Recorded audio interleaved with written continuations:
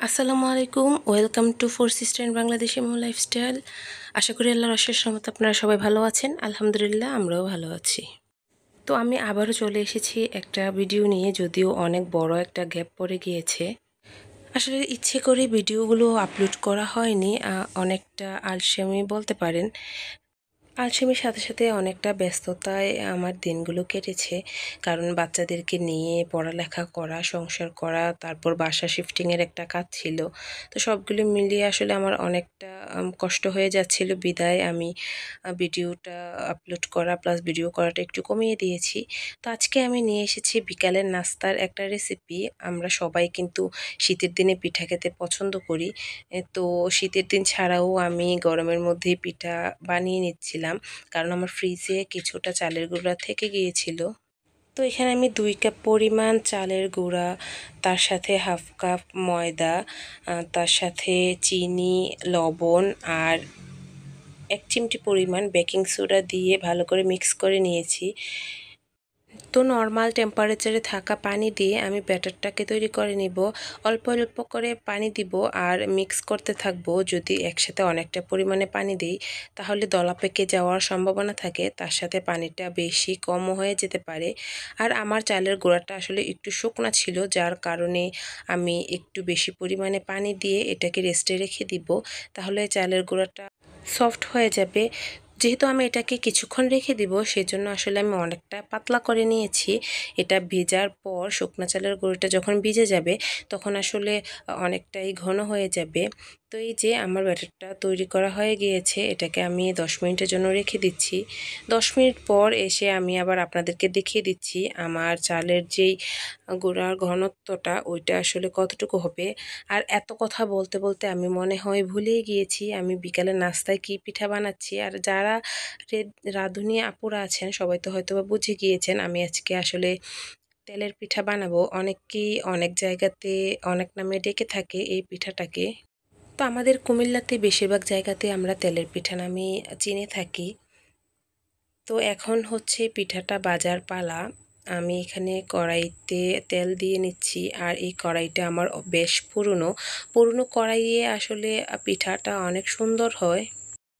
তো যদিও আমি পিঠা বানাতে তত একটা এক্সপার্ট না, কিন্তু চেষ্টা করি, মাঝে মাঝে আসলে হয়ে যায়। ভালোই লাগে যখন কিছুটা সুন্দর হয়ে যায়। আর এই যে দেখুন, দেওয়ার কিছুক্ষণের মধ্যে এত সুন্দর করে ফুলে উঠেছে। আসলে তেলের পিঠার মধ্যে তেলটা গরম হওয়ারও একটা ব্যাপার থাকে। তেলটা যদি ভালো করে গরম হয় তাহলে অনেক সুন্দরভাবে পিঠাটা হয়ে যায়, আর ব্যাটারটা তো ভালো হতেই হবে। তো এই মুহূর্তে আসলে কারেন্টটা চলে গিয়েছিল আমি যখন কাজটা করতেছিলাম। তো প্রথম পিঠাটা আসলে তত একটা ভালো আসে না, বরাবরের মতোই। পরের পিঠাগুলো আসলে আমি বানিয়ে নিয়েছি। আর যেহেতু কারেন্ট ছিল না সেজন্য আসলে ভিডিও করতে সমস্যা হচ্ছিল, তাই আমি ভিডিওটা অফ করে দিয়েছিলাম। আমি আসলে পার্সোনাল কিছু কারণেই ইউটিউবিংটা আসলে অফ করে দিয়েছিলাম। তো এখন আবার মাঝে মাঝে একটা দুইটা ভিডিও আপলোড করব চিন্তা করতেছি। যদি সম্ভব হয় তাহলে দিব, আর যদি এটাও সম্ভব না হয় তাহলে তো আর বলার অপেক্ষা রাখে না। যেহেতু ইউটিউবিংটা আমার একটা শখের জায়গা, সেই জায়গা থেকে আসলে আমি এটাকে একেবারেই যে ছেড়ে দিচ্ছি এমনটা না। তবে হ্যাঁ, মাঝে মাঝে একটা দুইটা ভিডিও আমি আপলোড করার চেষ্টা করব। তেলের পিঠার সাথে এখানে আমি রং চা করে নিচ্ছি মশলা দিয়ে। তো এটাকে আমরা ফিকা চাও বলে থাকি। আর এই যে দেখুন, পরের পিঠাগুলো কিন্তু অনেক সুন্দর হয়েছে। আর আগেই তো বলে নিয়েছি, যেহেতু কারেন্টে ডিস্টার্ব করতেছিল সেজন্য আসলে আর ভিডিও করতে পারিনি। তো এই যে আমি, আমার বোন আর আমার বাচ্চারাই যেহেতু বাসায়, সেজন্য আমরা তিনজনের জন্যই করে নিচ্ছি। আর সন্ধ্যার টাইমে তো আমার হাজব্যান্ড বাসায় থাকে না, আসতে আসতে অনেক রাত্র হয়ে যায়। সেজন্য আসলে ওর নাস্তাটা আমরা সবসময় পাঠিয়ে দিই। তো এই যে সোফা রুমে চলে এসেছি নাস্তা করার জন্য, পাশেই আমার মেয়ে বসে খেলা করতেছে। তো আমার বোনকেও ডাকতেছিলাম এসে একসাথে নাস্তা করে নেওয়ার জন্য। অনেকেই হয়তো মনে করতে পারেন যে আমার ভিডিওতে বেশিরভাগ সময় আমার বোনেরা থাকে, আসলে আমার বোন হোস্টেলে থাকে। তো প্রায় সময় যখন ও বাসায় আসে আর আমি যখন তখন একটু ফ্রি থাকি তখনই ভিডিওগুলো করার চেষ্টা করি, সেই জন্য আমার কোনো না কোনো ভিডিওতে আমার বোনেরা থেকেই যায়। আর অনেকদিন পর যেহেতু ভয়েস দিচ্ছি কেমন জানি একটা মনে হচ্ছিল, আর বারবার কথার ফাঁকে যেন ভুল হয়ে যাচ্ছিল। তো এই যে নাস্তার পর আমি একসাথে পিঠা বানানোর বাটিগুলো আর কাপগুলো সবগুলো নিয়ে আসছি, ওয়াশ করে রেখে দিব। তো অল্পতেই আসলে ভিডিওটা শেষ করে দেওয়ার চেষ্টা করেছি। আর বললামই তো, যদি সম্ভব হয় মাঝে মাঝে 1-2টা ভিডিও ছাড়বো, আর আপনারা নিশ্চয়ই আমার সাথে থাকবেন। তো অনেক দিন পর পুরনো আবার সেই একটি কথা আপনাদেরকে মনে করে দিচ্ছি। যদি আমার ভিডিওটি ভালো লেগে থাকে তাহলে প্লিজ লাইক, কমেন্ট এবং সাবস্ক্রাইব করে যাবেন। পাশে থাকা বেল আইকনটি প্রেস করে রাখবেন, যাতে করে আমি নতুন ভিডিও ছাড়ার সাথে সাথে আপনাদের কাছে নোটিফিকেশন পৌঁছে যায়, আর আপনারা খুব সহজে আমার ভিডিওটি দেখে নিতে পারেন। আর আপনারা যদি ফেসবুক পেজ থেকে আমার ভিডিওটি দেখে থাকেন তাহলে অবশ্যই আমার পেজটিকে ফলো করে রাখবেন।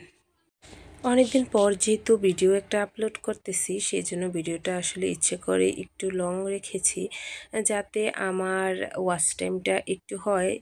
এতদিনে আমার চ্যানেলের ওয়াচ টাইম আসলে একেবারে শূন্য হয়ে গিয়েছে, আর এটাই হওয়াটা স্বাভাবিক।